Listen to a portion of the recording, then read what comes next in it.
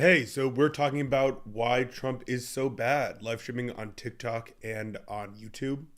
I think it's pretty obvious that Trump is the worst president we've ever had, and I'd like to ask people why they might think differently. We have a lot of people come in and say that they'd like Trump. I'm not really sure why. Every single time we've had someone come up here, they try to defend him, but then they do a terrible job and they usually leave. And so I want to ask anybody, why do you like Trump? I really sincerely want to know because I think there is no reason to like him. He is terrible for our economy. He's terrible for our society. He's terrible for literally every part of America and every American. And yet, for some reason, some people still like him. So I'm wondering why. And if you want to tell me, please do. You can come up here and actually talk to me.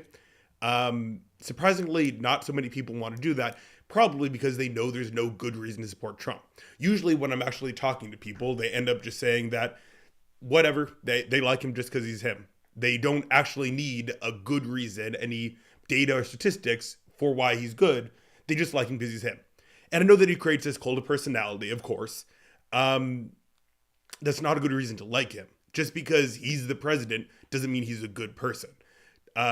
He's terrible for our economy. He's losing jobs, thousands of jobs by the day. Even after he fired the head of the Bureau of Labor Statistics and then replaced them with his own person, we had the largest downward shift in job numbers ever.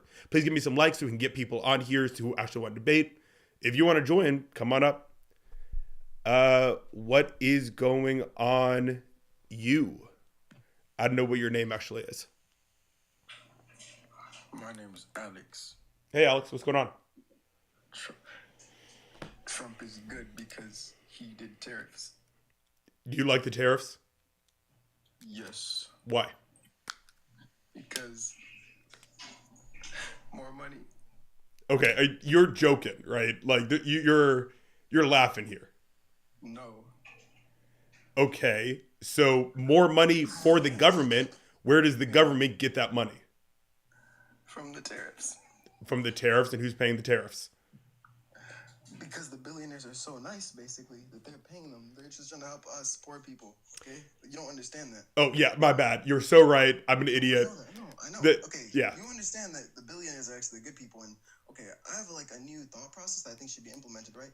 So, Okay. what if instead of taxing billionaires like these greedy like liberals want to do, what if we just tax the poor people and take all their money, and the billionaire we just tax everybody and only millionaires and billionaires, and then they could choose how much we get. Oh my god, they can afford everything, and then we don't have to like buy things or anything. I don't have to go to the So grocery store nice. anymore. You're so smart. I know. Yeah. I know. All right, have a great day, You bro. have a good one, though. Let's get Stella up in here. What is going on, Stella? Please give me some likes, please give me some follows, and we want to get people who actually want to defend Trump. I'm not sure why you would want to, but some people do. What's going on, Stella? Do you support Trump? No. You don't? No. I don't really know what knowledge, but, do you believe that Charlie Kirk should have died? No, I don't think that assassinating somebody is a good thing to do. Okay, so basically, so I've heard that the Democrats, they have said that they don't support gun violence, but mainly Democrats are the ones that have tried to shoot Trump and tried to shoot Charlie Kirk, and Democrats have also Okay. done that. So that is Okay. the reason why they did that. Stella, can I ask how old you are? I'm 16. Okay, so I'm gonna have to kick you off because I think somehow we're only allowed to have above 18 people here. What people are saying to you is wrong. For the past 25 years, a vast majority of assassins or would-be assassins have been Republican. So straight up, it's wrong in the first place. Second of all, do you think all Democrats want violence? Like, is that something you No, believe? of course not. Oh, okay, so then the Democrats being violent isn't true. I don't think all Republicans want violence, even though they happen to be the vast majority of assassins or would-be assassins. Right? Okay. All right, have a great day, Stella. All right, let's get some likes in here. Let's get people who actually want to defend Trump. And let's get some follows. Somebody said leftists are dangerous. How? All the political violence happening right now is on the side of the Republicans. Leftists want to help people. Anyway, sorry. BJ, what's going on? How you doing, boss? I'm doing great. How are you? I'm doing all right. Can I get your side before I go ahead and say my side of why you do not support Trump? Yes, I think Trump is one of the worst presidents, actually, potentially the worst president we've ever had. And he's bad for our economy, he's bad for our society, he's bad for our education. Isn't that right, Ned? And Isn't that right? just for my understandings, I like to say my defense of why you think Trump is bad for our society and our economy. He creates more division. I mean, intentionally too. Like he loves owning the libs and creating more style division. The one of the reasons he's so popular is because you're able to play up to the media so much by being so extreme and so hateful. But that's one way he's bad for our society. When he's president, hate crimes increase. Also, when he's president, our economy goes downward. Before COVID, he lost over 75,000 manufacturing jobs from these dumbass tariffs. Now he's losing thousands of jobs from these dumbass tariffs. He's doing the mass deportations, which are just terrible and inhumane. I could go on if you want. How that's also another good topic that you brought up, the deportation. How is that inhumane? Because you're putting people in concentration camps. I always talk about the deportations, mass, all the stuff. I hate it. I'd rather talk about something else because usually they end up with just my opponent saying that they're okay with children getting tortured, and I really don't want to go into that. Okay, that's fine. That's fine. I understand and I respect that. In my defense, going against what you said, I do support Trump in multiple ways. One, because you say that he makes the economy worse. In my eyes, it doesn't really make it worse. When Biden was president, everything went up. The taxes, Wait. Who did taxes go up on? Normal priced items, eggs, No, milk, no. everyday Taxes things. went up on the rich and they lowered on the poor. The big beautiful bill makes 5,000. The average American will decrease their income by $2,500 over the course of one big beautiful bill and have to spend so much more money on taxes, while the average billionaire and the people at 0.01% are spending less money on taxes due to the one big beautiful bill. Trump, the Tax Cut and Jobs Act, cut taxes on the rich and increase them on the poor. Under Biden, with the Inflation Reduction Act, which was a stupid name because it didn't stop inflation, but did it invest in the economy, and more people were able to enter the economy than ever before. If you look at average wealth over the presidencies, they increase under Biden and decrease under Trump. Well, it just makes more sense to decrease it because, it just overall in general, because if you think about it, you can't really, yeah, you can define it by the charts and everything to see who's, has money, who doesn't have money, the rich and the poor. But at the same time, why go up on taxes on everyday items as Wait, what are tariffs? Go buy groceries. What are tariffs? What are tariffs?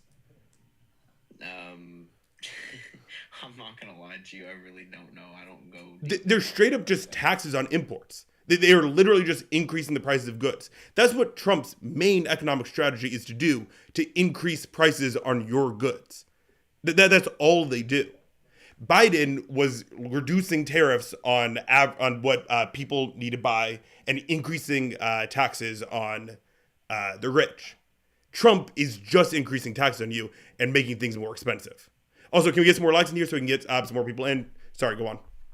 No, you're all good. It just in my personal opinion, I just feel like Trump is definitely what we need on the more of the aggressive side because. But it's aggressive against you. Like, his policies are hurting you. We were just saying we could look at the graphs. You just said, look, I don't want to look at the graphs when it comes to the economy. What else do you want to look on when it comes to, how much money the average American has, than how much money the average American has? What we're seeing is the average American is decreasing in their purchasing power. They don't have as much stake in the economy anymore because of Trump's policies. And what you just said was, yeah, I don't care. Personally, I just like him more. But there's no reason for why you like him more. Do you get that?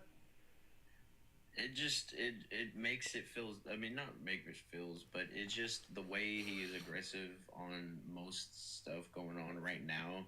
It makes it better in the factor of having somebody that's aggressive and knows what they're gonna do. But wait, he doesn't know it. He went on CNBC the other day and he was talking about the tariffs he's placing on China. He had no idea what tariffs he was placing on China. And he said it like live on air that he didn't know what he was talking about with that. He doesn't know what he wants to do. He also bankrupted several casinos. He doesn't know what he's doing with the economy. And like if somebody's more aggressive, but it's a worse outcome, then that aggression isn't good, right? I mean, you could say that it depends on who you ask. So it depends on the outcome. If somebody's aggressive and they're not helping us, I'd rather have somebody who's passive and helping us. Alrighty. Well, I'm gonna go ahead and go. It was nice allowing me to have the debate with you. You have a good one. Yeah, you too. Have a great day. Thanks for having an honest conversation. All right, can we get some more likes in here? Can we get some follows so we can get more people in here? We had like 300 viewers at one point. Let's get back up to that. Now, there's somebody called Joe Mama. I really want to let Joe Mama up. But what is going on, Blake? All right, I don't know what's going on here, but I'm going to kick this guy off before something stupid happens. All right, let's get another person on here who wants to defend Trump. I don't know why somebody would, but, if you want to, coming up. Adam, what is going on? Did Trump go communist when he sees... Oh, my God, I know. He did one of the most communist things that ever happened in America, and, nobody cared. You're just like, yeah, I don't care if it is communist. It was crazy. Adam, what's going on? Hey, how you doing? I'm doing great. How are you? Okay, listen, I do not support Trump, but I do want to say something in terms of what has recently happened, if I may. Okay. About Charlie. I guessed.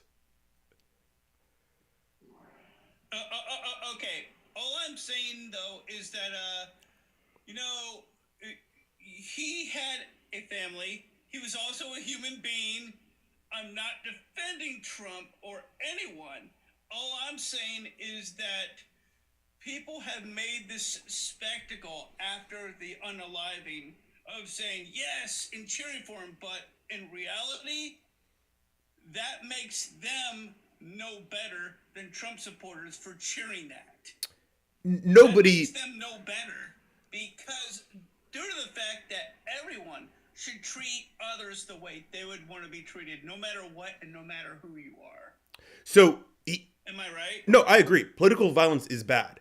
And across the board, we've been seeing everybody condemn political violence, saying it has no place in America. And if you go to my TikTok, my channel, I actually just made a post about this. The thing is, political violence is institutionalized in America. And it definitely has a place in it if you're a politician. When we ram through neighborhoods to build highways, when we privatize healthcare so poor people don't have access to it, that is political violence. And when people advocate for those policies, they are doing political violence. And nobody should be unalived for that, of course. And it is bad when somebody gets unalived, of course. It. And Charlie Kirk was an advocate for political violence. I don't even wish unaliving upon anyone. Yeah. Because I was actually born and raised on a farm. Again, okay. So, Adam, sorry, Adam.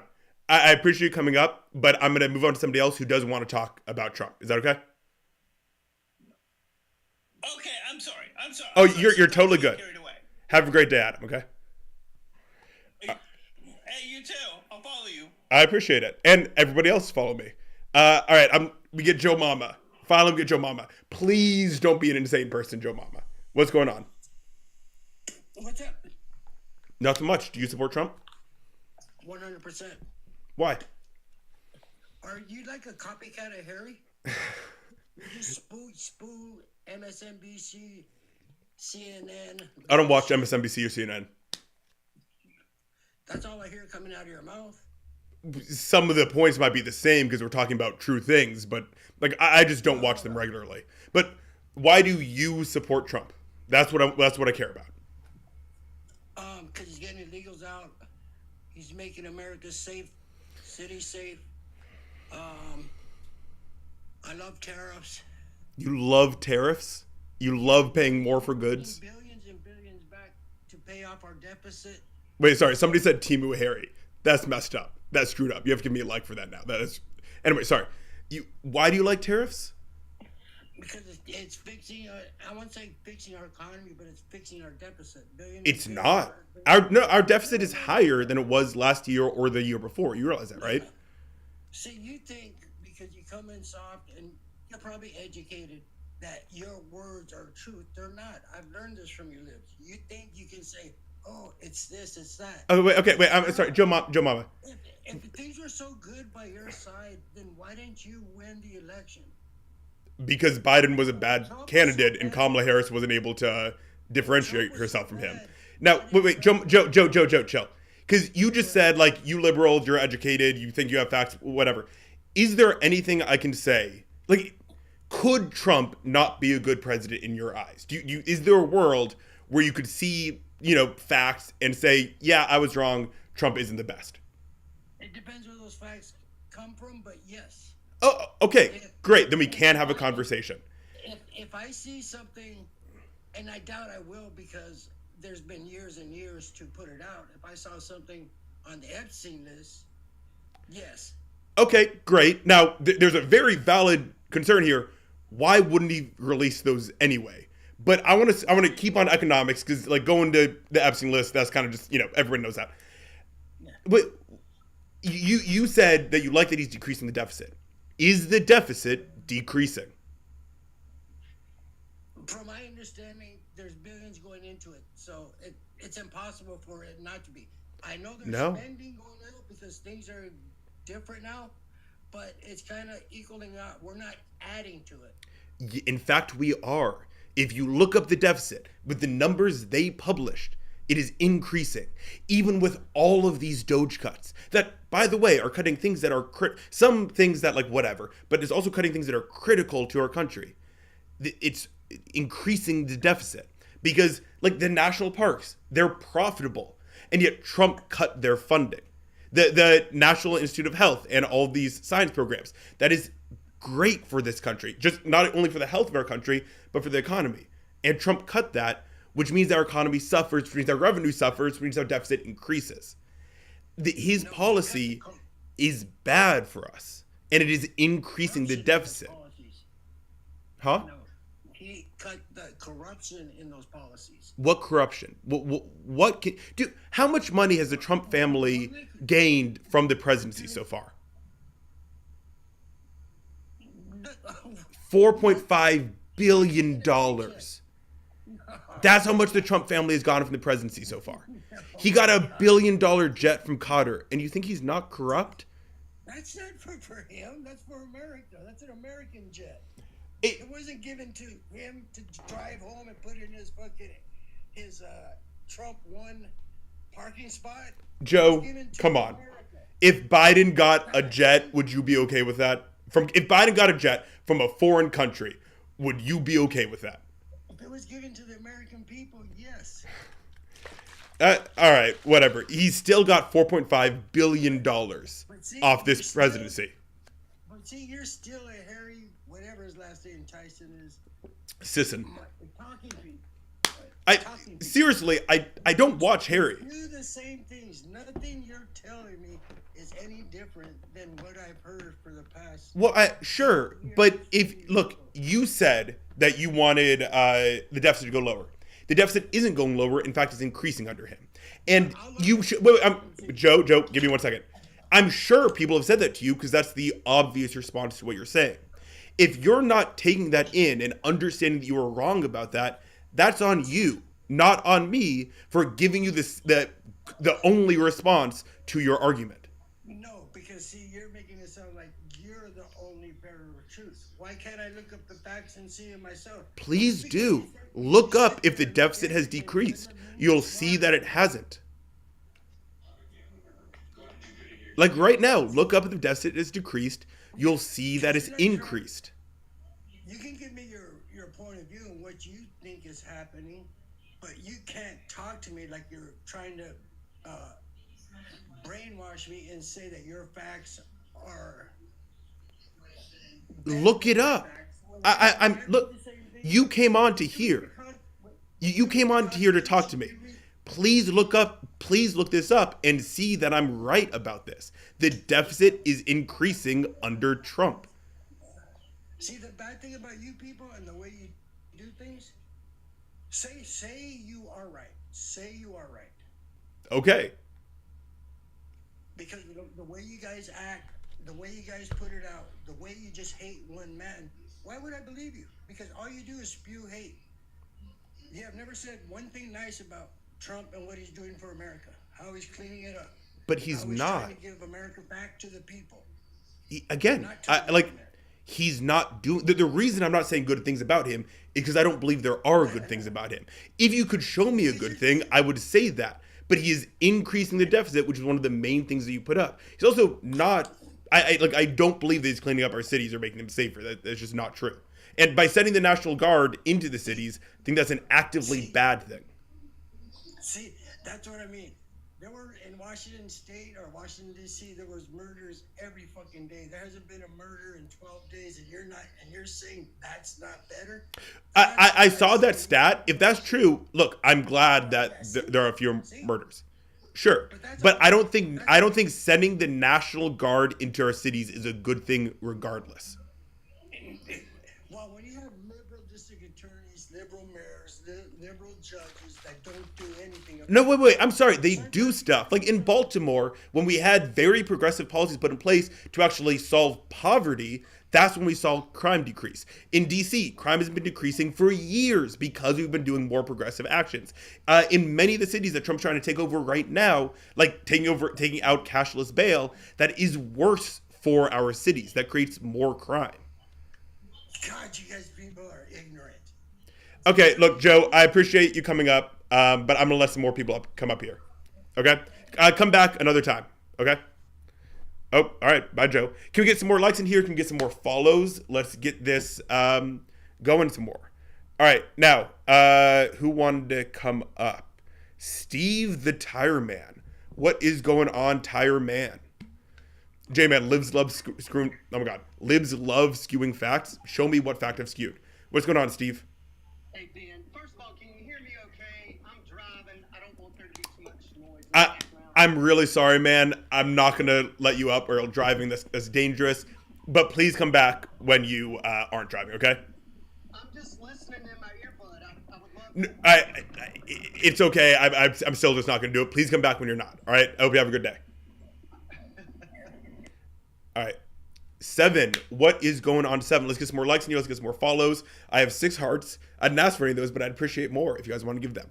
Economy. Yeah, the economy is terrible. I don't know why somebody said economy, but 7, what's going on? How's it going? It's going great. How are you? Good. I would just like to talk about, not really like the answer to your question, like why do you support Trump? I want to know, how do you not support Trump? Like with everything going on right now, as far as like the left shooting everybody, trying to assassinate everybody, what's going on with like, what's our reasons for not supporting Trump and like supporting the left that's obviously causing this crime? So I think you know very well that the left is not obviously causing crime. And if you want to show me how they're causing crime, we can talk about that. Trump is a bad person. He, assaults women. He's bad for our economy. He's bad for our society. He's a bad person. That's why I don't support him. But I'm asking you why you do. What specific thing do you like about him? I personally like most of his policies, but like there's obviously some things I probably wouldn't agree with. But I would say I just agree with most of his policies. So like, give me one. I agree with his immigration laws. Okay, if you really want to talk about immigration, we can. But I talk about it every single time, and it almost always just ends up with the other person saying they're okay with children getting tortured as long as they're getting out of our country. And I just don't want to go down that rabbit hole. So is there another thing that you care about besides immigration? You probably just hear it all the time, abortion. Oh, sure, we can talk about abortion. Actually, that's something we haven't talked about in a while. So I'm guessing you don't want women to have control over their bodies? I just don't want. Like, what do you mean? Like, or like it's gonna affect the mom if she doesn't have the baby, or like, what are you referring to? I believe that nobody should be forced to be pregnant, and that's it. So like, if it was Oh, I'm sorry. Steve, request back up, and after him, I'll let you up. Sorry. Go on, Simon. No, you're good. So if it's a situation where simply they just weren't using protection and had the baby, you're okay with it being aborted, is what you're saying? Nobody should be forced to be pregnant. Okay. Even if it was their choice to commit the act. Sure. All right. That's a different view on it. Not a lot of people I know agree with that. How old are you, if you don't mind me asking? 18. Oh, okay. Have you gone to college? Are you about to go to college? I mean, you don't have. Obviously, not everyone has to go to college. But have you lived in like the same area your entire life? Yes, sir. Yes, sir. Okay, so that's probably fair. Are you going to go to college? Yes, I have a scholarship. Oh, congrats. When you go, I am sure that you'll meet people with different views. And what I really like about this conversation so far is that you accepted that I have a different view and didn't just immediately hit on it. I think that's a really good sign. For sure, I would never do that. Sure. So, is there a reason why you think abortion shouldn't happen or that it's wrong? Well, me personally, I was born like pretty rarely. My dad has cystic fibrosis, and not a lot of male.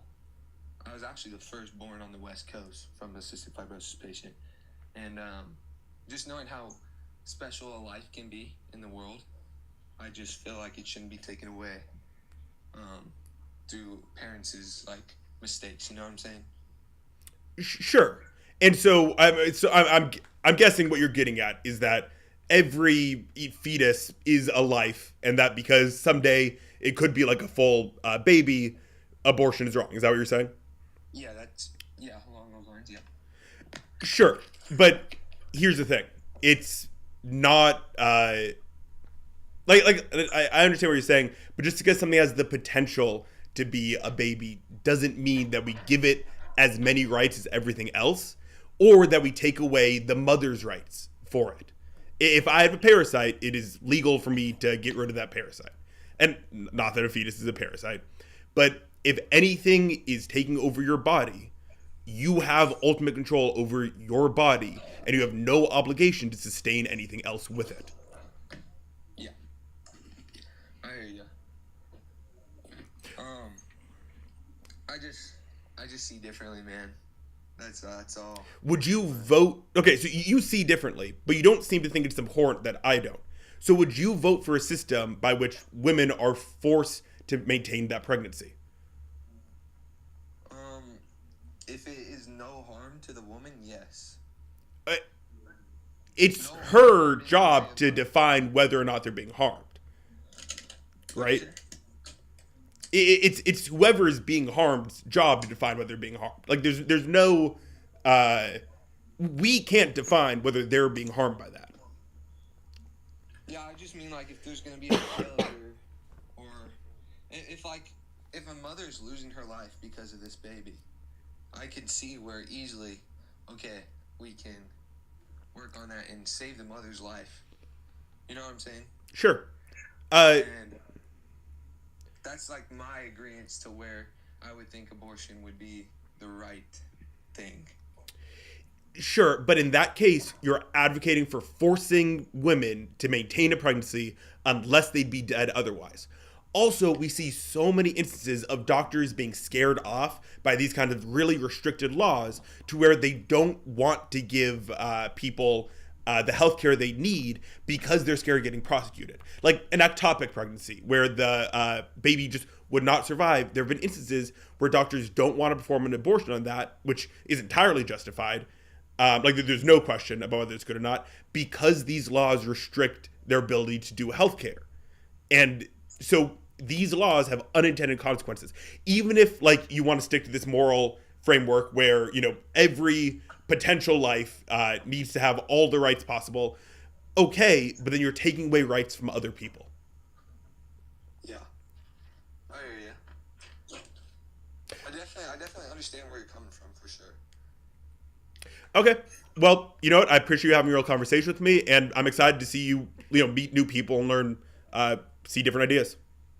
Yes, sir. I appreciate you. Have a great day. You too. Okay, unfortunately, Steve, the Tyrant Man, didn't request back up again. So I'm going to go on to somebody else while we are waiting. What is going on, Tanya? Oh. They can choose to not get pregnant. Yeah, I mean, people do try to not get pregnant, except, they're...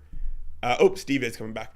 People try not to get pregnant, except condoms don't always work. Birth control isn't always effective and is being restricted more and more every day. So not everybody can choose not to get pregnant. And if they do get pregnant, they should have the option to not be. Sorry, Steve, what's going on? Hey, yeah. Hey, I respect you for looking out for me, okay, on the driving. So your question is, why do I support Trump? I think a better question would be, why did I vote for Trump? Okay, so... Wait, let me clarify. Are you saying that you don't support him right now? No, well, I support Trump, but I'm not, I don't agree with everything that the administration has done, especially when it comes to economical stuff. When I picture you saying support, I think of you picturing, the deep, Yeah. I know what you mean. No, and I agree that's why I've changed this from other instances, because not everybody is a diehard MAGA. Right. So, and I have been an independent my whole voting life. I voted for Obama once. I remember back in the day being, mostly because of my mother being a big fan of Bill Clinton, even with everything that he went through. So I've grown and I focus on certain, I don't have your vocabulary, so bear with me, but I focus on certain, like for example, this past time,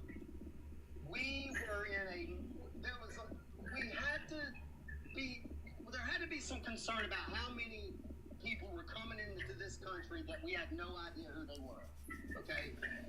And, it was millions. I mean, they were literally just coming across the border. Okay, Steve, so I'm guessing you want to get into immigration, right? Say that again. So you're going to want to frame this conversation around immigration, yes? Well, just one. That's just one. Maybe the biggest one, though, if we want to focus on just one so you can get to somebody else.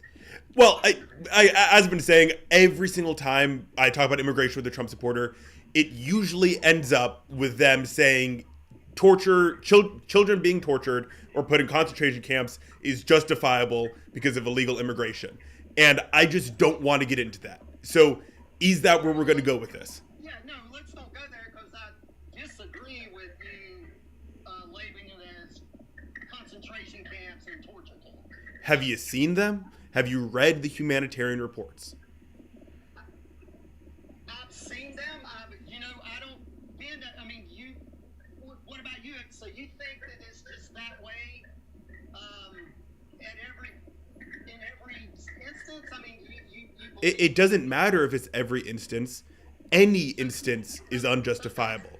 That's where we're going to disagree, okay? So, but let me tell you why I think that is... Wait, so do you think any instance of a child getting tortured or people being... I don't think a child is being tortured, man. What? That's the thing.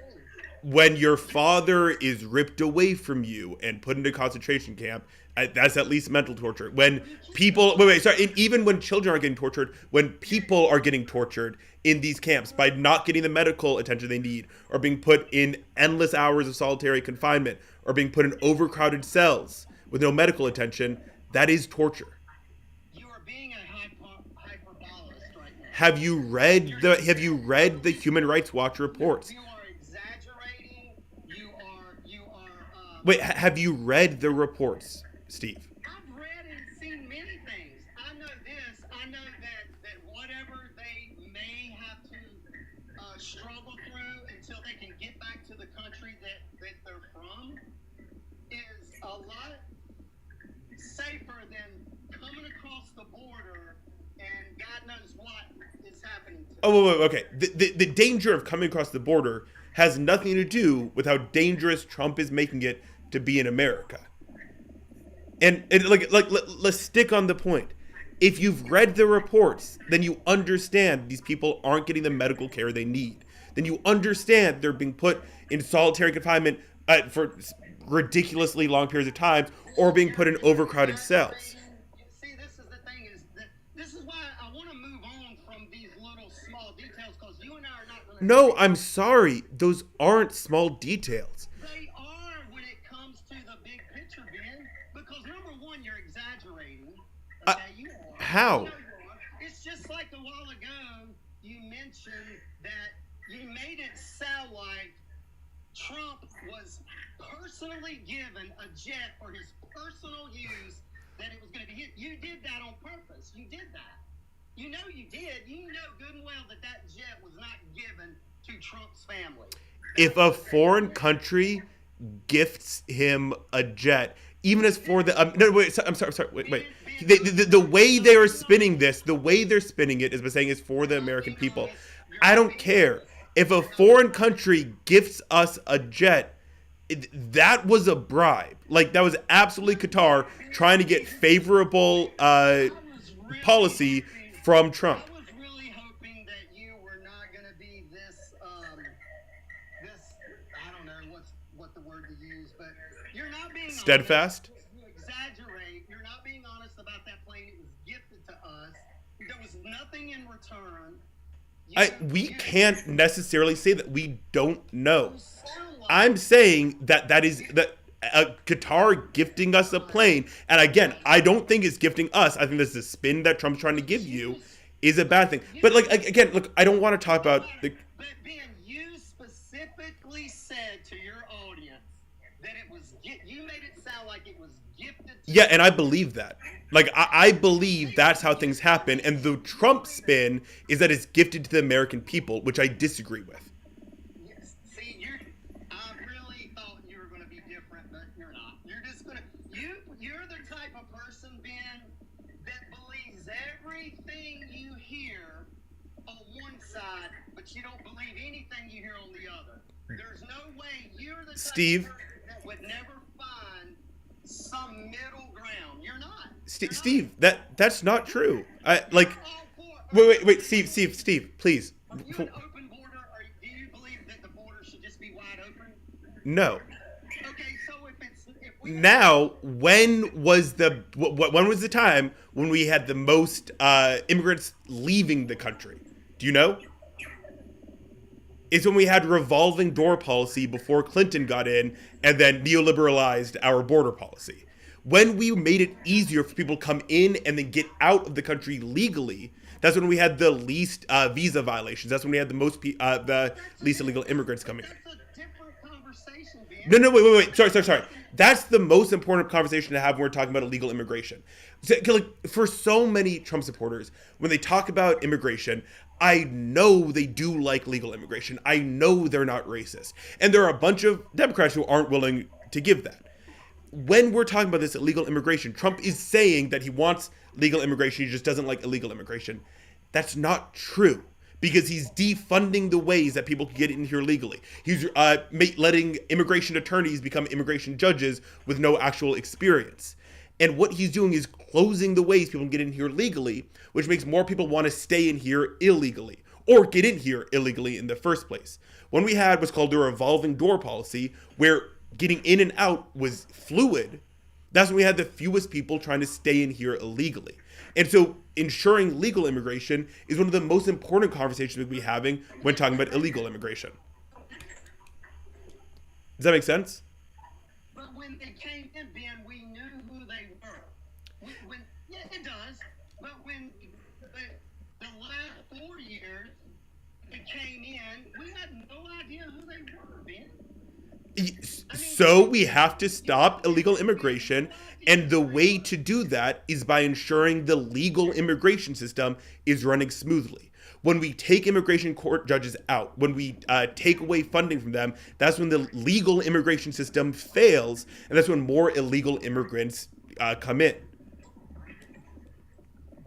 So why weren't we doing more legal immigration before Trump? Why wasn't it just an open border before Trump? Great question. Like, because the Democrats suck and the Republicans suck, and they got pulled into this anti-immigrant narrative where immigration is bad. What we need is good legal immigration. So to circle back around to what I originally said, that border needed to be secured and shut down before we did not know who these people were coming in, man. Yeah, but were they over? Okay, wait. So, all right, let's talk about another thing. The problem with illegal immigration would be if it made the country more dangerous. The thing is, wait, Steve, just give me 1 second, please. The thing is, we know from FBI statistics consistently that illegal immigrants do far less crime than native-born population, and they add money to the economy in far greater numbers than the native-born population, which means that illegal immigrants actually make the country safer and more prosperous. And so illegal immigration isn't a big problem to me because it doesn't hurt the country. If it was hurting the country, I would be much more enraged about it. But it helps. If it was if it made us better economically, then why are these sanctuary states and cities some of the brokest in the country? Because they've been giving all this free money. Wait, they're not. No. Sanctuary cities are typically some of the richest, actually. Blue states are typically giver states, which means they give more money to the federal government than they take in. Because... let me see. I don't know about Chicago specifically. Let's get back. You're asking why I support Trump, and I'm telling you. So we're having a honest debate.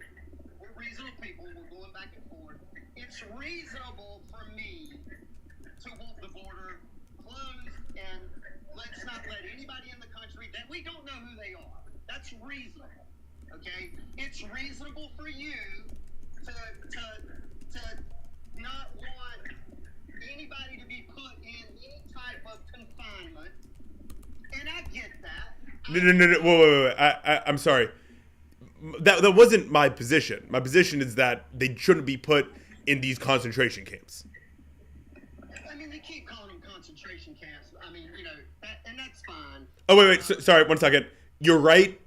Chicago does take in more from spending than it gives. Oh, wait. Sorry. No. Never mind. I was wrong. It takes less federal money than it gives. So actually, Chicago is a giver city, specifically. But Illinois, which is a Republican state as a whole, isn't. So, okay. I want the border. I voted for Trump because we needed to do something with the border. The other thing that I've heard you discuss is abortion. So, I'm the type, I'm not a Christian. I do think that it is the woman's right and should be to make a decision how she wants to, that's her body. I get that. What's tough and where I think that we are, it blows my mind that reasonable people can't understand. We should not be just ending a pregnancy at 8 months old. When it's at 8 months. So Okay, Steve, does that happen? It can, and I bet it would. That only happens if the mother's life's in direct danger, because at that time it is typically much more unsafe to abort a fetus than to carry it to term. At 8 months, it is almost always more safe just carry it to term. Okay, fair enough.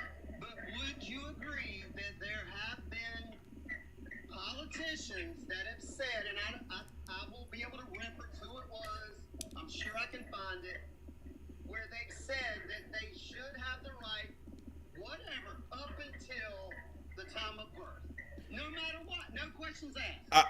I've definitely heard like politicians say that. I think that was either said in error, just like they didn't really think about what they were saying at the time, or they were being like hyperbolic. And so I don't know why we're talking about abortion up to the term of pregnancy. Typically, what we advocate for is till the second trimester or till the third trimester. Because by that time, most women have had the opportunity to understand that they're pregnant and would have the opportunity to go get an abortion. And it's not dangerous to the life of the mother. Well, I know now it is back in the hands of the state, or back in the, voters get to make these decisions. I'm not going to be a hypocrite and say that, if somebody close to me got pregnant and they didn't want it, that, it's a morally, that would be tough for me. And I'm glad I don't have to be in that situation, because I just think it's a really, it's a hard call. It's often a traumatizing call. And I want to say something specific. So Danny in the comments said the voters are being silenced in Missouri. They're also being silenced in Florida. What you said when like abortion is given back to the states, that's not really true. In Florida, we had an amendment to make abortion legal up until 26 weeks, I think it was. And 54 or 56% of Floridians voted for that, a majority. And yet, because the previous term said that any amendments need 60% approval by the citizenry, that amendment wasn't enforced. So voters in each state don't actually get their voices, and it's not up to the states, it's up to the state legislatures. But who votes for those? Yeah, and they're very gerrymandered. And so people's voices aren't actually being heard, which is why this freedom needs to be protected nationally, not just on the states, because each state isn't going to protect every person's freedom. Can I ask you a question? Yeah, go ahead. I'm assuming, based on our conversation, that you are not a Trump supporter. How'd you know? And you probably would have voted for Biden again and voted for Kamala. What was your honest opinion of how everything went down? Just to try to gotcha question. Sure, yeah. I don't get the opportunity to talk to a liberal that is so... Don't call me that. I'm a progressive. What should I refer to you as? Progressive. I mean, it doesn't matter, but yeah. No, progressive. That's fair. I've never get a chance to talk to a progressive, not because I'm never around them. I don't talk politics. I think I'm in an industry that I'm in sales, and I don't talk politics. It's just avoid it, right? Yeah. So I don't get a chance to speak like this to anyone. Yeah. What was it? How did you think? What was your thoughts on how everything went down? I mean, your honest opinion. So You gotta know that Joe never should have ran. yeah. And had he not ran, Kamala probably would not have won the primary. I don't know about that. I don't know about that. I was saying since the beginning of that of Biden actually running again that there needs to be a primary. I have a ton of articles out and videos posted that since way before it was ever thought that he'd drop out, that he needs to drop out. Because it was ridiculous. He said he'd be a one-term president. He should have been. He would have been a good one-term. He would have been a good one-term president if he just did one term. And then when I was holding a watch party for the second debate, when he died on stage for a second. And I mean, I had 40 of the most sycophantic Biden supporters in that room, and you could see their souls leave their body when he died for that 60 seconds. And after that, I mean, I was with my campaign manager saying, like, Biden's done. It's so Jover. And we knew that Kamala was going to step in.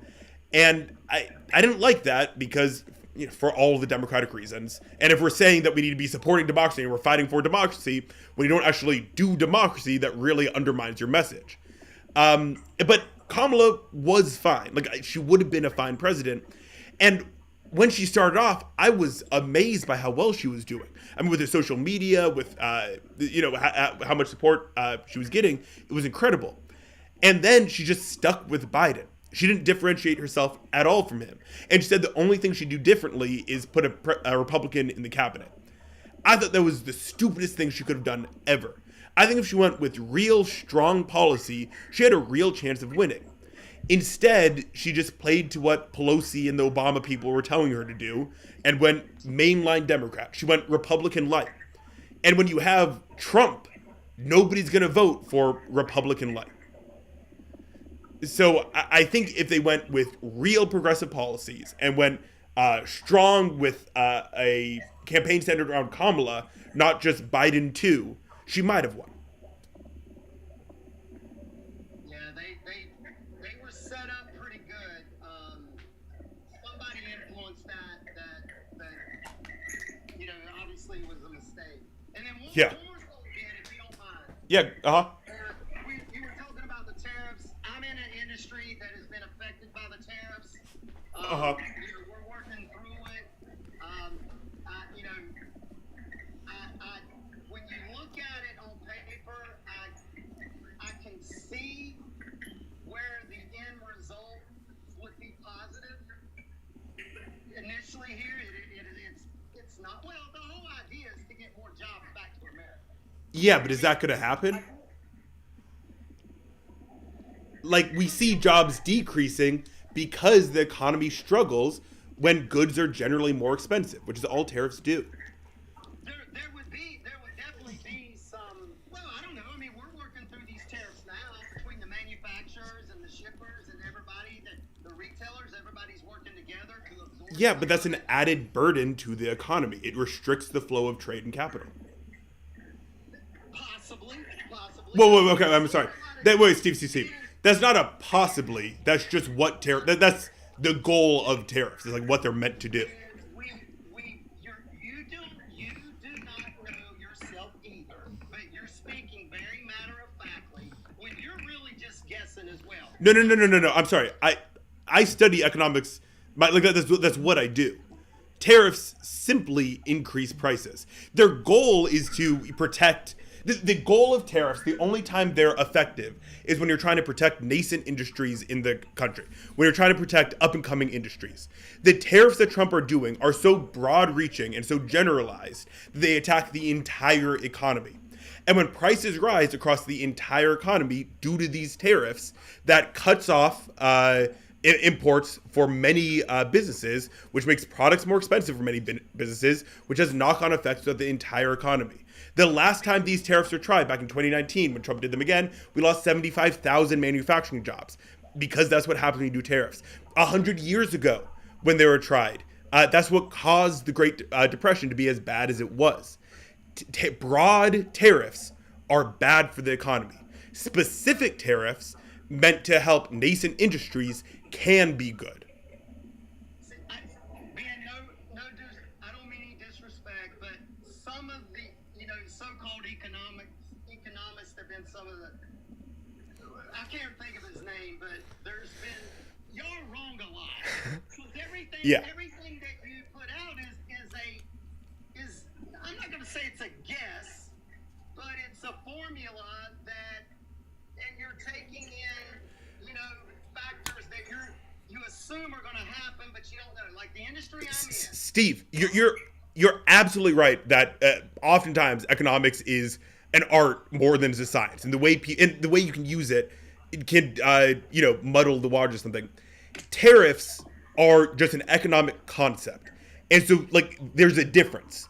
We're not talking about the ramifications of like a very specific action or one specific tariff, which I wouldn't be able to give you information on.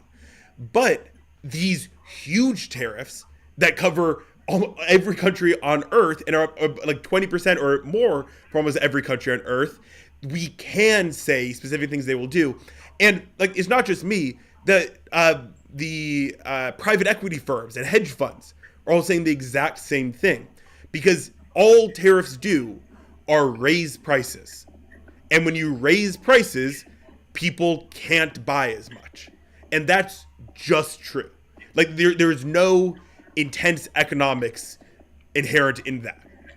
So the industry I'm in, Ben, and I'll cut this short. I know other people are wanting to get into it. And by the way, good. I mean, it's been nice having this debate. I've never done this before. Seemed like a nice guy.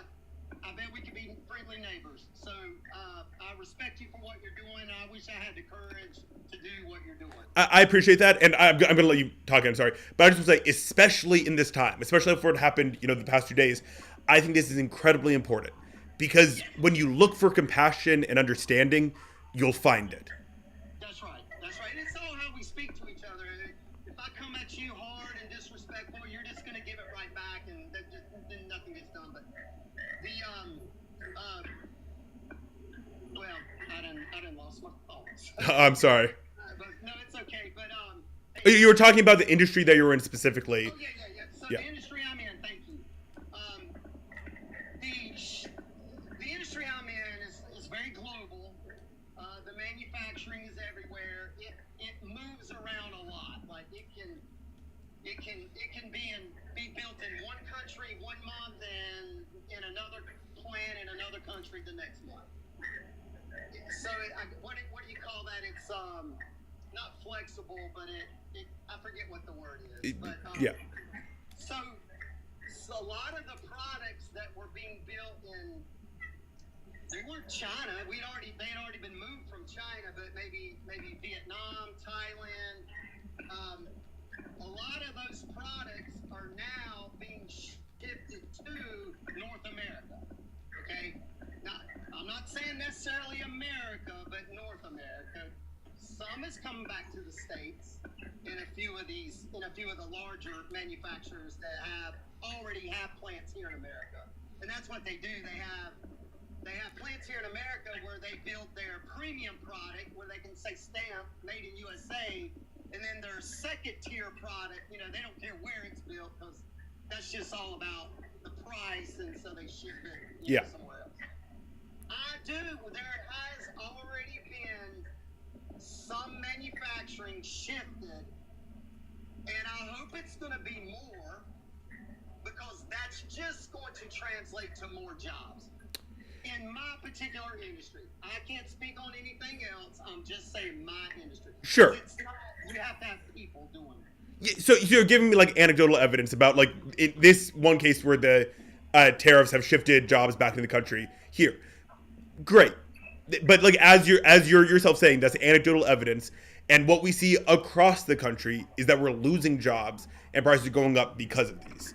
And so there are instances like as I was saying, where they help nascent industries, and there are instances where it might be economical for a manufacturer to move their stuff back into America, but it's not helping broadly, and we don't see any evidence that it will.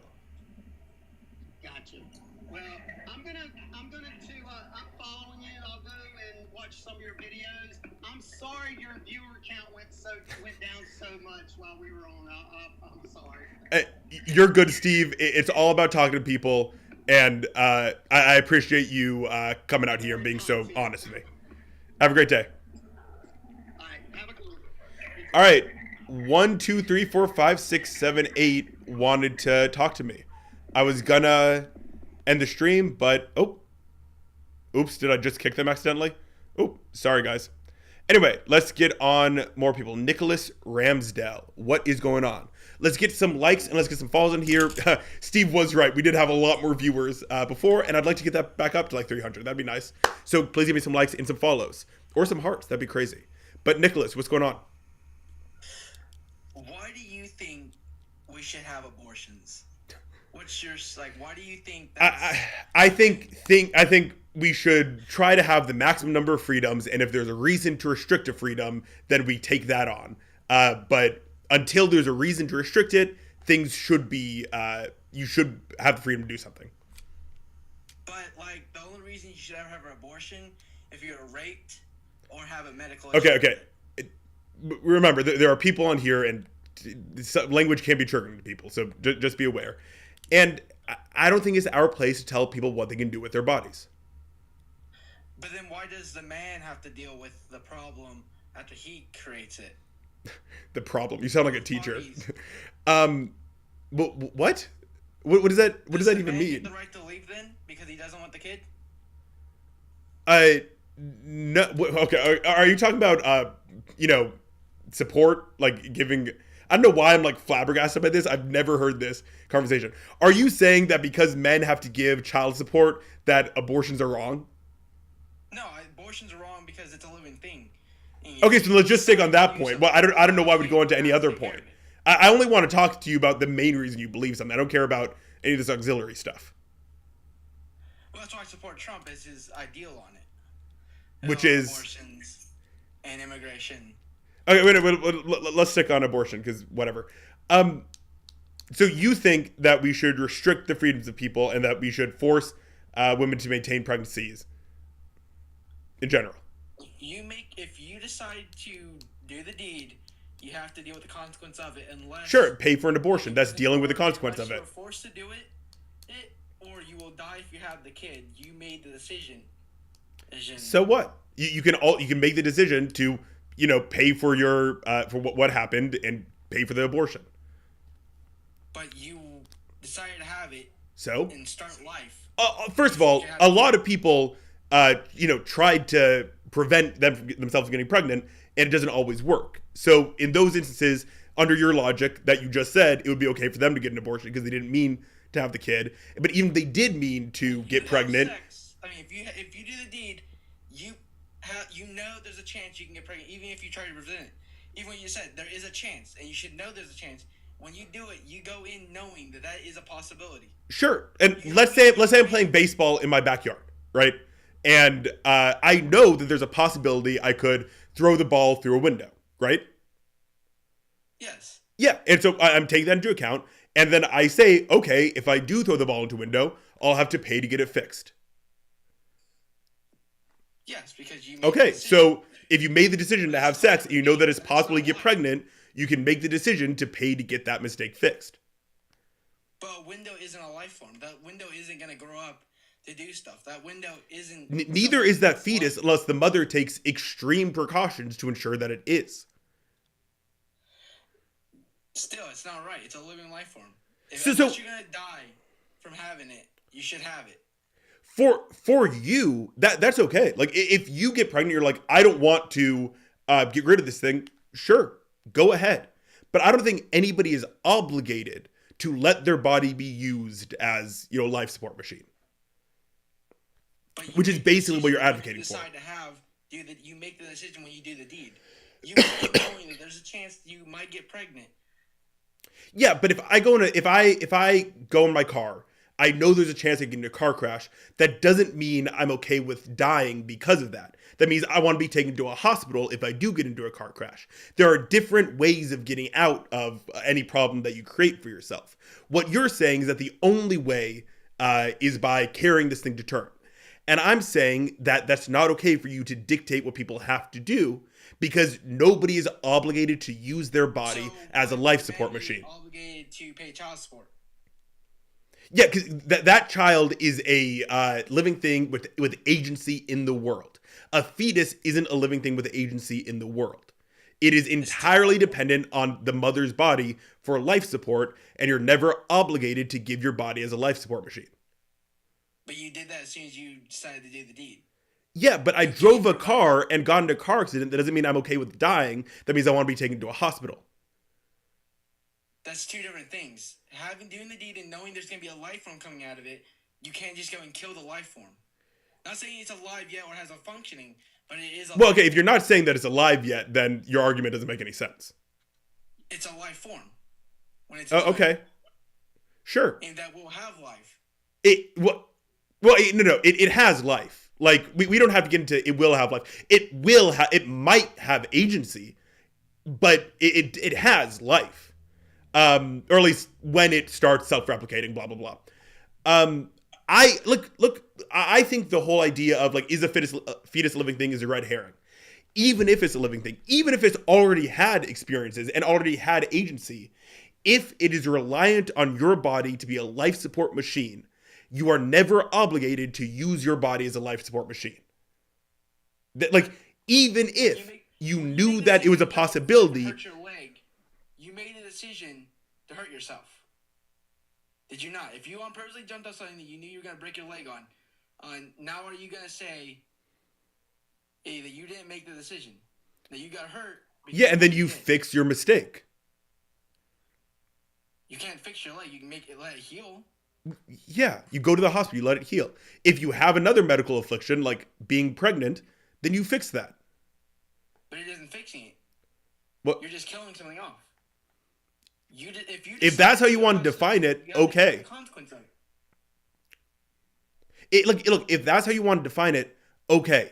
That's not how I see it, and I think that you are never obligated to use your body as a life support machine. Okay, we can break this down. Have you heard the violinist thought experiment? No.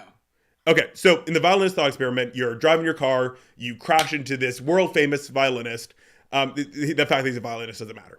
Whatever. You crash into this world famous violinist, and then his supporters take you out of the car, and you're unconscious, whatever, and you wake up in a hospital with an IV in your arm connecting to him. Now, this guy is a world famous violinist. He has a ton of fans. He is, great at what he does. He has had experiences. Let's say he's conscious right now as you have the IV in your arm. Are you obligated to keep that IV in your arm? Well, yeah, if you're the one that made him in that situation, yes. Okay, I completely disagree with you. I don't think you're ever obligated to give your body as a life support machine. When you make a mistake, you have to deal with the mistake. Now, if you were forcefully inseminated, then yes, you didn't make that mistake. You didn't make the decision to go have it. You didn't make the decision. That was someone else's decision, unfortunately, on you. But when you willingly do it, you have a chance that will happen. And you just have to deal with that, even if you didn't want to. Sure. And I'm saying that you're never obligated to give your body as a life support machine. And what you're saying is that you think people should be obligated to do that. Which, you're consistent, but I think that's wrong. It's a great thing about America. We can have our differences.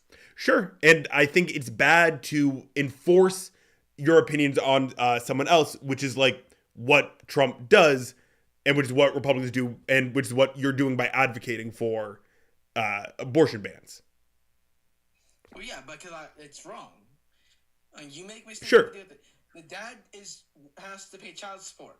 Or if the mom wants the kid, the dad has to pay child support. I mean, the dad should have to stay either way, unless some other doesn't want. But he should be obligated to pay for that kid to grow up.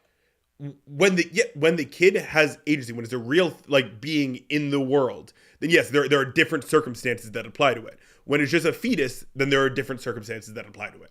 When it's a being that is entirely reliant on the mother being a life support machine, I think that's a bad thing. And I'm not blaming the fetus for that, but I'm saying that we shouldn't force women to just be life support machines.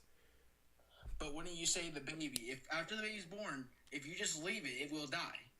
Yeah, because that's a being with agency in the world, and it's up to us to protect it. When it's just a fetus in a womb, it is not the same thing. It is something with the potential for life. Or it is something with the potential for agency. Yes, but when you make a mistake, you have to deal with it. Even if, as long as you go into knowing something you're doing, you have to deal with your consequence. Someone that does something wrong and goes to jail. All right, look, Nick, we've been going in circles over the same point. I don't believe it's right to force somebody to be a life support machine. You think it is. And I don't know if we're gonna come to a consensus on that. If you decide to do it, you went in willingly. Yes, but we have options to fix a mistake that you made. And what you're saying is that nobody should have that option unless they were forcibly inseminated. Yes, because You weren't forcefully said when you had. I think if it's wrong to get an abortion ever, it should be wrong all the time. I don't think unaliving something is ever okay. And I think that in this instance of abortion, there's a qualitatively different, instance going on there. Put it this way: if you went and robbed someone, there's a chance you get away, but there's a chance you get caught by the cop. Just because you get caught doesn't mean that you should just be able to. Well, I made a mistake. Can I go back on it? You don't get the right to go. Oh well, now that it happened, I did get caught. Well, should he just be able to leave the jail? Yeah, that I don't think that analogy follows at all. It's because these are like man-made consequences. And you know what? Maybe it would be better for society if when somebody got caught for stealing, they would have different opportunities than just going straight to jail. Why? He made a crime, he hurt someone? Because jail isn't always the best option for someone, and it turns people into hardened criminals rather than somebody who made a mistake once. There are different options that we have to fix this mistake. I feel like everyone has a concept. Whatever you do, if you do something, you should have a consequence to it. Yeah, and so if you make a mistake and you accidentally get pregnant, then you have to pay for an abortion. That is a consequence. But you shouldn't have the right to pay for an abortion. Yeah, I don't think that people should be forced to be life support machines. But they weren't forced. When they decided No, sorry. They weren't forced to be pregnant, but they're forced to continue being pregnant. And in some cases, when birth control is actively limited, they were, in a sense, forced to become pregnant because their options to limit that were reduced. I don't believe in birth control or anything that presents it. If you do it, you have to deal with the consequences. Now, if you're on birth control, oh, good for you. But if you do get pregnant, you decided... Well, you don't believe in birth control? What? What? Why? If you're going to do the deed in the Bible, you should only do it to create life. What is the Bible has nothing to do with this. And in fact, abortions have been advocated for in the Bible. God adjudicated one himself in the trial of bitter waters. Birth control is good. Do you think condoms are bad? I feel like if you do the deed, you have to deal with the consequence that comes out of it. Yes, and there are different options for how to deal with that consequence. We were saying is that only the one that everyone has to choose is being forced to carry the pregnancy to term, and I'm saying that's ridiculous. And the Bible has nothing to do with that. And if you don't want people getting if your problem is your problem with them having sex or being pregnant? Them killing the baby after they had sex. So then having sex isn't a problem. Like, if you can have sex without getting pregnant, then that's fine, right? Oh, yeah. Okay, great. So then doing the deed isn't the problem. It's the being pregnant. In which case, if you want to stop the most abortions, the best way to do that is to advocate and educate people on birth control. But the point is that when you go to do the deed, you know there's a chance. Yes, and when I drive a car, I know there's a chance that I might get crashed. That doesn't mean I'm accepting dying rather than going to the hospital. Yes, but when you have that crash, you have to deal with the recovery. Yes. Yeah, I 100% agree. And there are different ways to deal with that. What you're saying is that we have to force everybody into this one way. Because you made a mistake. It's different from just taking... Yes, but if you made a mistake, there's still different ways to recover from that mistake. It's a different thing when it's a life form. You're right. We do have to consider the fact that it's a life form. And nobody should be forced to be a life support machine. They weren't forced. When they did the deed, they decided... When you don't let them get an abortion, you are forcing them to remain pregnant or forcing them to be a life support machine. Yes, you didn't cause the... Huh?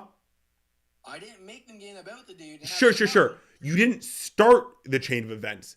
But if you disallow abortions, then you are forcing them to remain pregnant.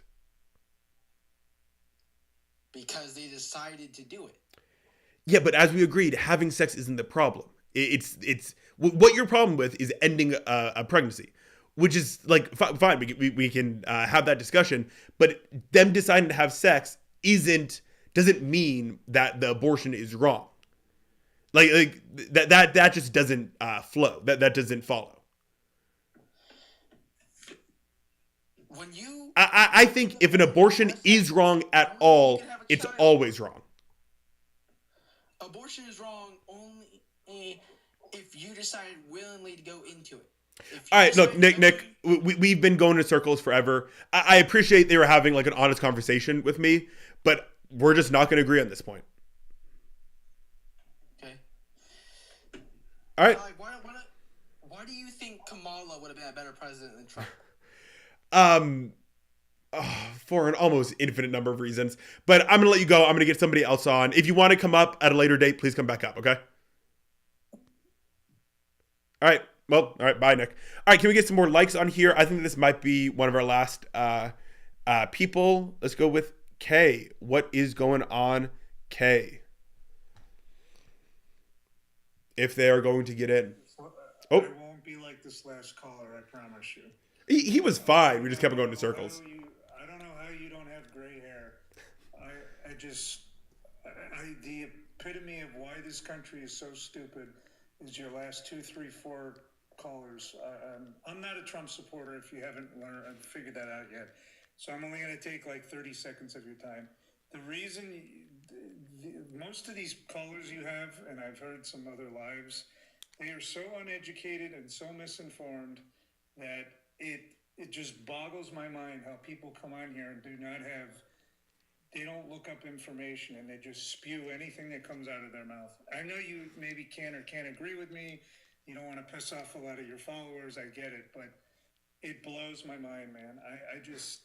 I commend you for being so patient with these people, because I would, if I had my own life, I would be just screaming and yelling at them how stupid they are. But that's because this is how the country's become. We used to be number one, math, science, everything else, and now we're all the way down there at the bottom because of things like what you just had from the caller before me, and previous ones. I mean, it's amazing. Absolutely amazing. So I'm a teacher, so it's easier for me to deal with, ignorance in a better way. And like what you're saying, like, trust me, I've said worse stuff off stream and all that. It's one of the things that's inspiring to me is seeing people who are ignorant, who grew up in families who don't teach them about vaccines, who grew up in areas where they've never met somebody with different opinions to them, that they can have an open and honest conversation. And a lot of them don't. And even during some of the open and honest conversations, there are times when it's not. But the more you look for it, the more you try to have it, the more people who are willing to have open and honest conversations you create. And the more you look for courtesy and understanding, the more you find.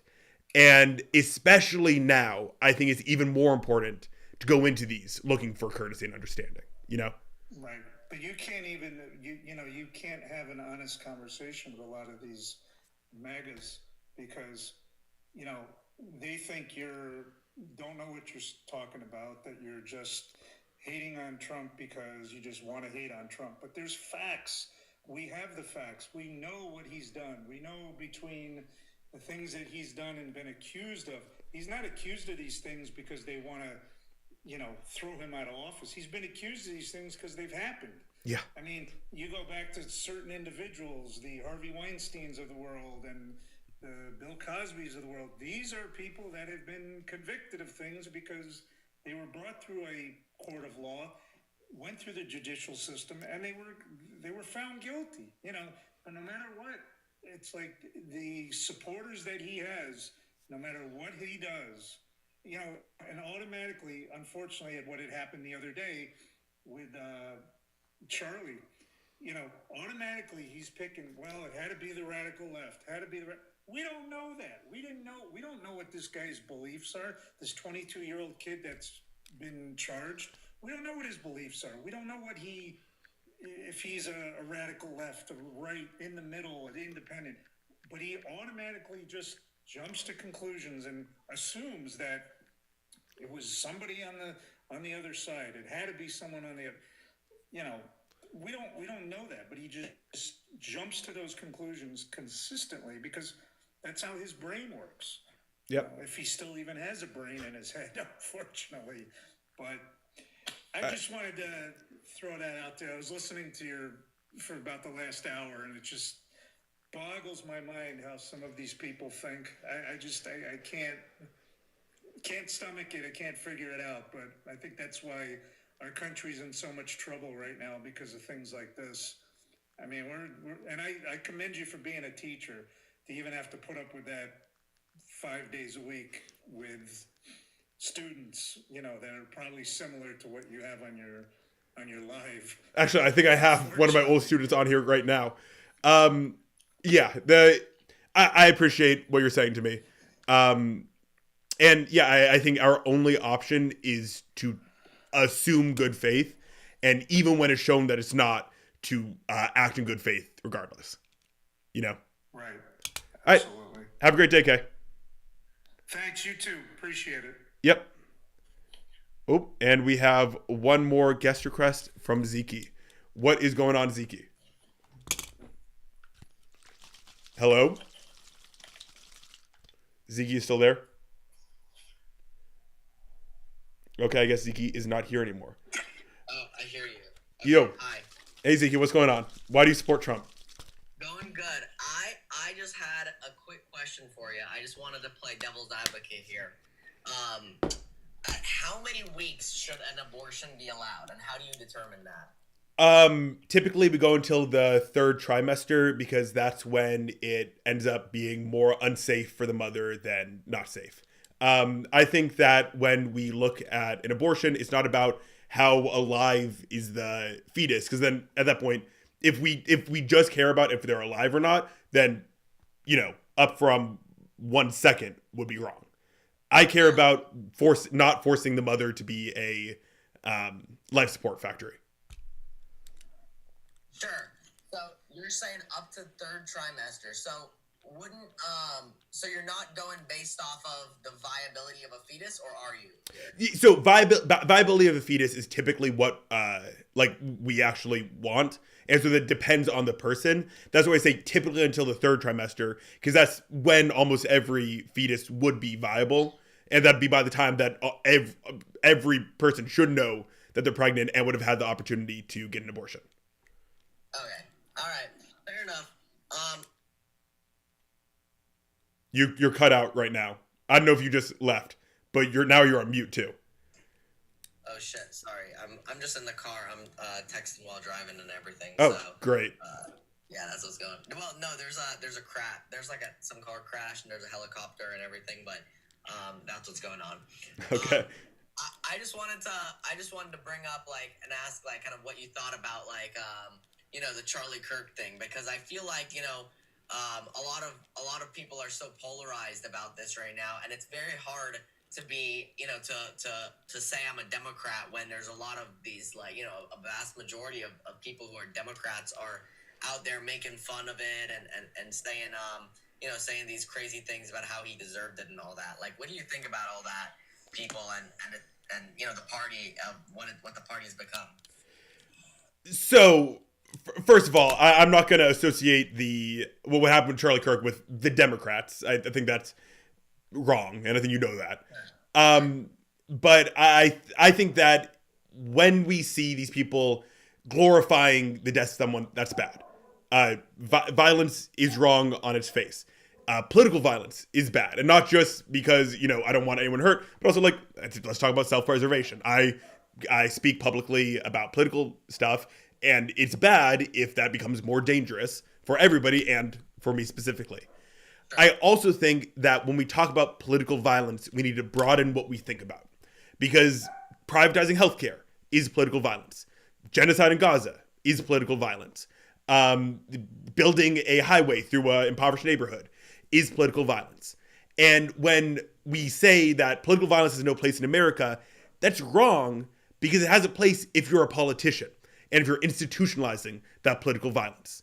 And so I think what a lot of the Democrats or those on the left or those glorifying this would say is that it's more political self-defense.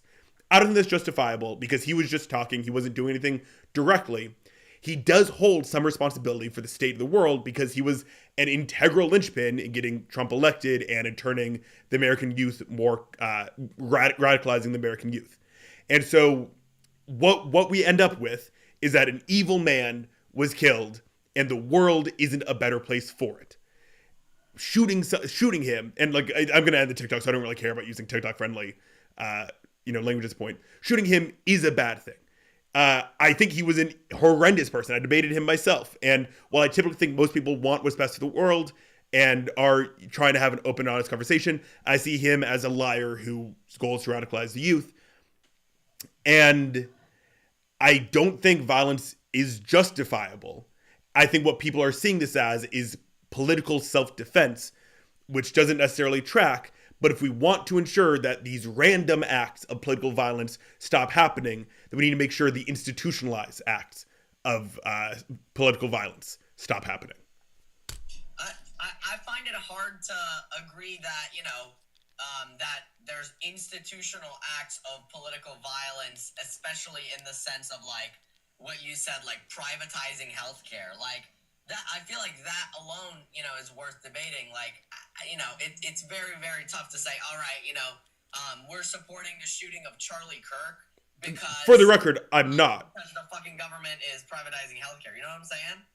Well, I think if you look at why political violence happens, it's because those with very strong beliefs don't have a pressure valve in politics, and they don't see their beliefs being represented. That's why political violence happens in the first place. Sorry. That's a separate point. Let's get on to the point about whether privatizing healthcare is political violence. Hang on. Let's get on. Let me also bring up this. You're like, okay, this happens because those people don't feel represented, but Trump won. The vote. Like, people voted for him. Wait. No. That was a whole set. I got off that because the train that I was going on wasn't like. I would have.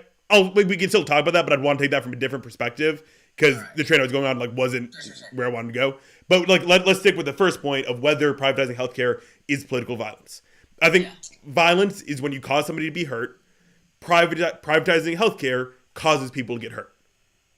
Okay, but like with that same argument, there's a lot of things that cause people to be hurt. Taxes hurt a lot of people. You pay taxes and then you can't buy yourself food and you're hungry or some shit. Yeah, like, an unfair tax system is 100% political violence. And let me ask this, right?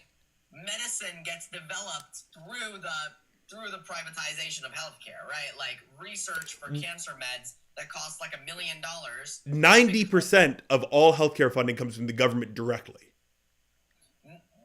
Like 90% of all healthcare research comes from the government directly because it's unaffordable for these private healthcare companies to look out at these, random, research opportunities. Like, putting a rat on a treadmill, we don't know how that's going to end up. And so only the government has the funds to spend on stuff like that. These private healthcare industries wouldn't have the funds to spend on these, random healthcare research. What they do spend on is slightly altering their medicines to, reinstate the patent. Sure, but I don't believe so. 90% of healthcare research, even if it goes towards I guess research within healthcare, medical advancement is like, especially with drug advancement, is still primarily private. Like no. Like that drug advancement is coming from government funds. Like not always. A lot of these companies like AstraZeneca and all that, even though they do rely on government funds for research, a lot of their actual medicine development comes based on, like, AstraZeneca makes a shit ton of their research money from the sale of their, like, dialysis medications. Yeah. So my point is, like, the research they're doing, especially like in very rare like medical research, like for cancers and for very rare like viral diseases and all that, they have to sell these medicines for these absurd amounts of money because that's what's offsetting the cost of the research.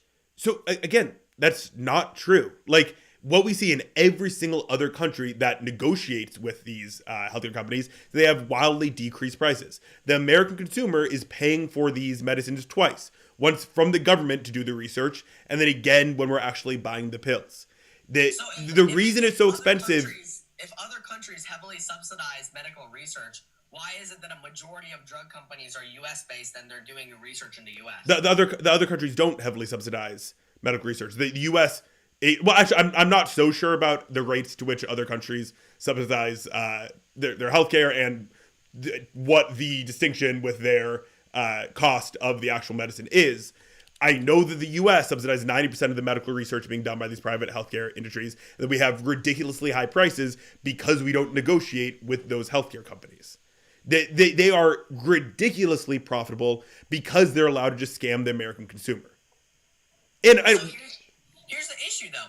If they're so profitable, if we negotiated with them, what's stopping them from saying, all right, we're going to cut down our medical research by 50%? Because the American government is the one doing most of that medical research. A lot of the medical research they're doing is how to slightly alter the formula of their patent so they can re-up it, and they don't have to give it to the generic. Like again, like most of the scientific breakthroughs are coming from the government, not from these private institutions. I get what you're saying, but the issue is this, right? Whenever private industry is involved, it just expedites and it improves the process of medical research by 10 and even medical practice by tenfold. If you look at the numbers, dude. In Canada, in the UK, in Turkey, in Denmark, public healthcare is significantly slower. In Canada, but not in most places with public healthcare. In Canada, but not in most places. All of the places I just mentioned and a bunch of other countries. Well, maybe the place you just mentioned. The U.S. right now has Canada is 12% longer wait times, but most other places with universal healthcare has reduced wait times as compared to the United States. UK does not. Any of these places that have both private and public.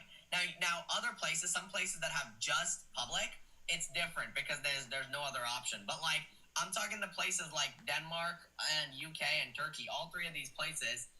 Look at the numbers. It's significantly slower and significantly less efficient. Because privatized healthcare is still, what you just said, privatized healthcare is still, decreasing the efficiency of those programs. They're middlemen. Healthcare exists because those programs are shitty, though. No. Private healthcare exists because in the 30s, insurance companies paid lobbyists to make public healthcare and socialism seem scary. If public healthcare was efficient, worked well, and was actually good, private healthcare would go out of business because come on. No.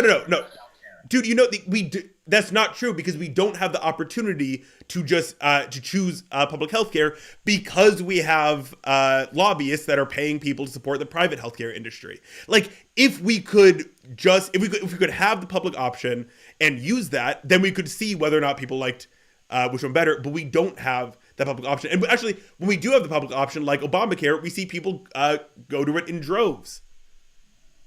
This is so hard to prove, though. This is like saying, okay, if we got... Dude, you're saying... No. We see countless studies that show that that universalizing healthcare would reduce the amount we spend on healthcare by about $700 billion.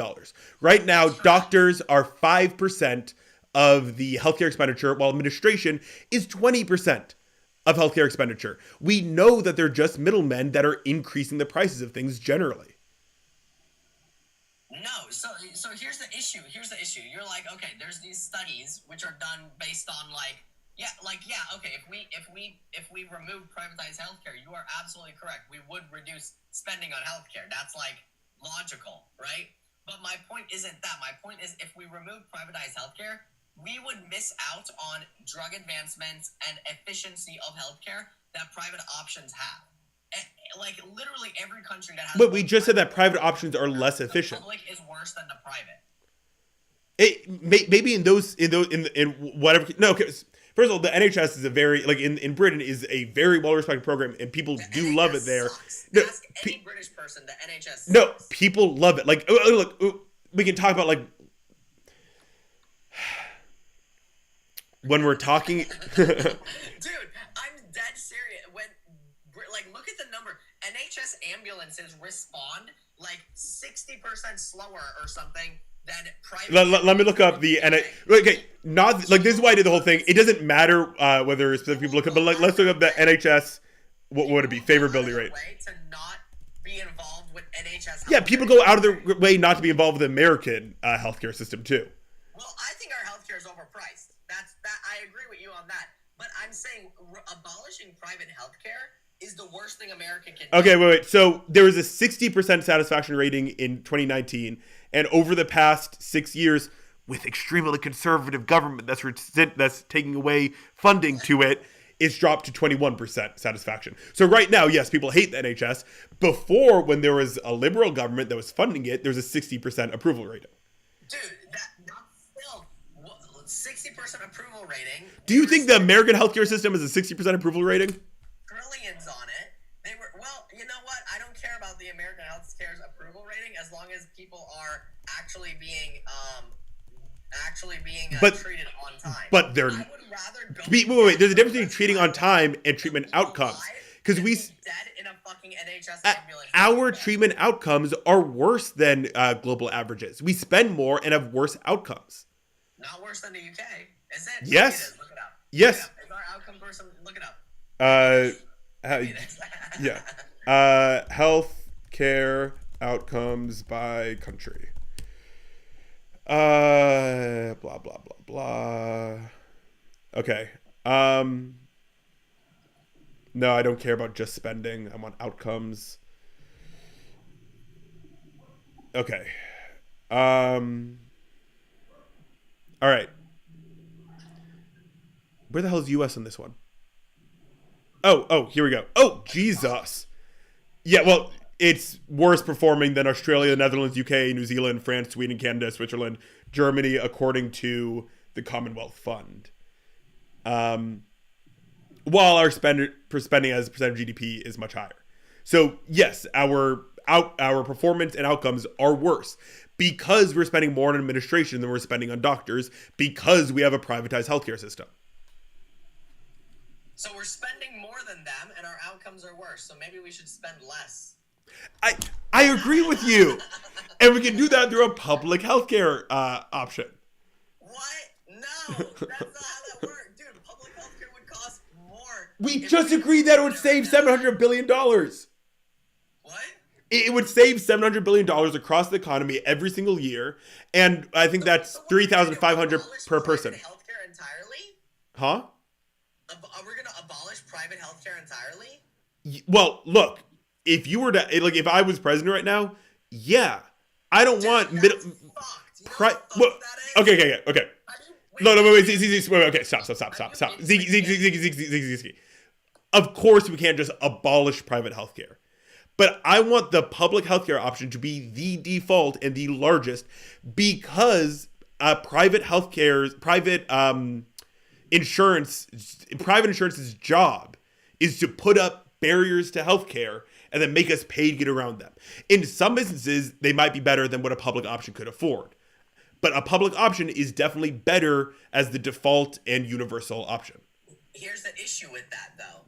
If we don't do all of it, then it's going to be the people who don't use it that are going to be subsidizing it. Like, it's going to be, like, fucked as hell. Because it's going to be like Obamacare, where it's overpriced, and it's overpriced because it's the people who aren't using the public option, because, you know, they want to be treated on time, end up paying for those who are using the public option. That's what we're doing right now. That's how private healthcare works right now, just even worse. What do you mean? No, private healthcare works because the market just regulates the prices of. No, the market does not regulate the prices. The hospitals enforce prices. If I want to regulate prices by freeing the market, by not letting private healthcare companies control the entire thing. Yeah, but what's going to end up happening happening is the taxpayers are going to end up paying for it. Right now, the taxpayers are paying for it, and if we were to switch to a universal option, that would decrease how much they're paying for it by $3,000 to $5,000 a year. I'm just reading the comment. She doesn't want AI deciding her healthcare. I don't know how that's involved with this, but well, because private companies are using that, but also a public option would use it too. I think that would be pretty good if the public healthcare used it as well. But let me put it this way: everything that's run by the government right now, like, is so shittily run. Like the DMV is so shittily run. Everything is awful. Okay, I'm sorry. That's not true. The Tennessee Valley Authority is what got electricity to the country. Dude, the Tennessee Valley Authority is the only good thing. No. I'm continuing though. Like that's not my only point. The post office, the FAA, the FDA, the Fed. Like there are so many. The NIH before. There's a lot of issues, bro. I don't even want to get into the FDA, bro. The FDA. Well, it has a lot of issues because it's underfunded right now. The FDA is awful, bro. What are you talking about? Okay, no, my point is this. I do not think a public healthcare system can be implemented in the U.S. where the public healthcare is actually superior in care than the private healthcare. The issue with private healthcare, it's really fucking expensive, and that is a problem. I agree with you on that. Like, that's where we agree. But there's no way in hell we would be able to implement a solution that is government run that would be better than the private healthcare. I just don't see why that'd be true at all.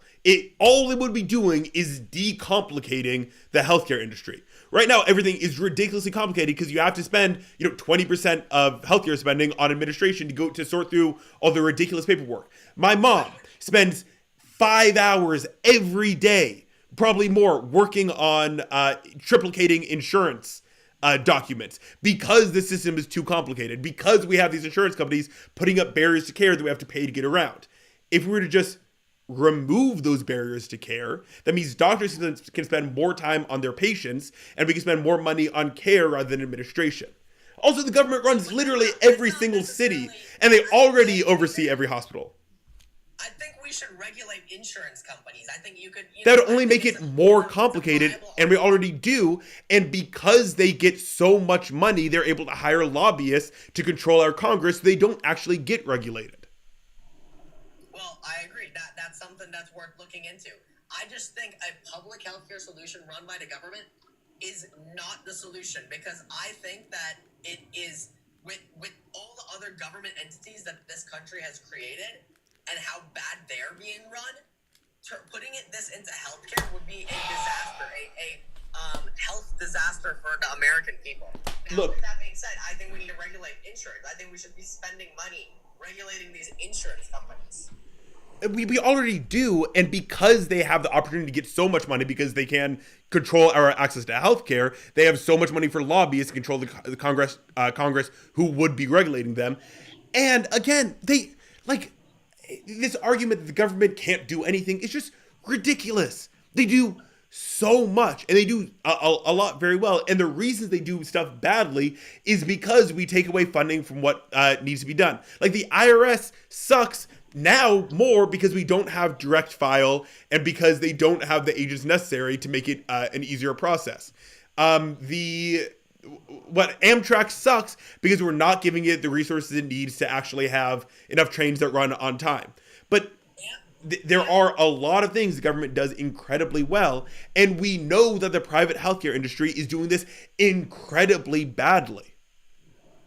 The issue is with a lot of these things, if you publicize it, if you make it public, right? Either you take away the option for private, or if you make it semi-public, then what's going to happen is... You muted yourself, by the way. My point is, if you make it fully public, then you take away the option for private, and then you're restricting people's rights to, choose whether they want public or private. And then if you don't make it fully public, then it's going to be like this half-ass situation where the private has to subsidize the public, and it's going to cost the taxpayer more money. You can believe that, but you're wrong. Like every well, okay, not every study, because there are of course a bunch of random studies. Studies show that our publicizing the healthcare industry would save the average American $3,000 to $5,000, and we can switch it up to make it public and private, because even those countries that have public and private have better healthcare outcomes and spend less money than the U.S. currently does. So even if we don't solve healthcare, we can at least make it better by giving us a much stronger and default public option. I think it's tough to say that, because all the other here's what I'll say based on my experience. All these other countries, anybody who can afford the privates always goes with the private. I think they have better healthcare outcomes, and I've been thinking of that since you looked it up. I think they have better healthcare outcomes because people who cannot afford private healthcare in the U.S. sometimes choose not to get any care at all, which hurts people, and that is a problem. But anybody who can afford the private healthcare in the UK, anybody who can afford the private healthcare in Canada, anybody who can afford the private healthcare in Turkey, always chooses the private. Okay, fine. Still make healthcare free for everybody who needs it. Yeah, but then, yeah, sure, you can do that, but then it's going to be people subsidizing it who don't use it. Yes, but we already are, and we're suffering worse outcomes and more expensive healthcare for it. I think it's hard to prove. I don't know what kind of studies those are, but I think it's very hard to prove that it's going to decrease our total spending by making a public healthcare system. We spend 20% of our healthcare. Most of healthcare spending goes to research. So are we going to not research. Like, okay, here's a government hospital. Not research. Where does Where most healthcare spending go? Let's look it up. Hospital and third of here we go. Pie chart. Okay, hospitals 30%. Relative contribution to total national health expenditures. No, that's not what we're looking for. Okay, here. Again, Commonwealth Fund. Blah blah. Show me the pie chart.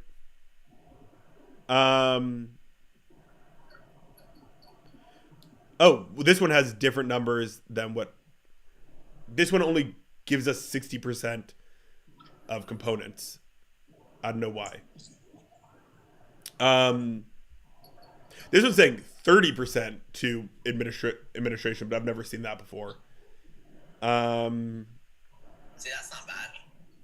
30% going to administration? That's worse than we were talking about. Okay, here's an NIH thing talking about it.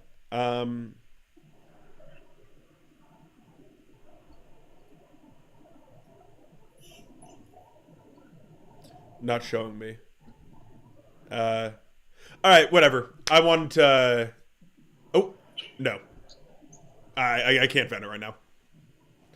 But I think I'm going to end the live stream anyway. You're ending it? Yeah. Well, we have 7 viewers right now. I was going to say why I supported Trump, but okay, sorry. Great. All right. Thank you, everybody, for watching. I'll see you next time. Thank you, Zeke, for calling in. And I hope everyone has a great day. Please give me a like and a follow.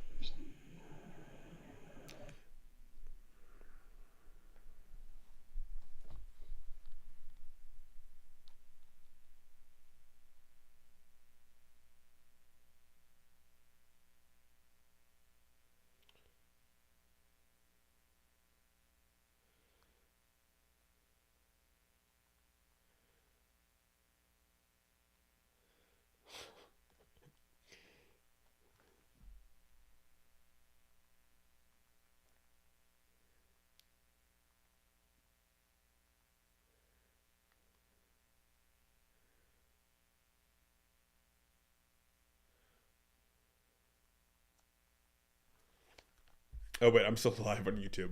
Sorry, everybody.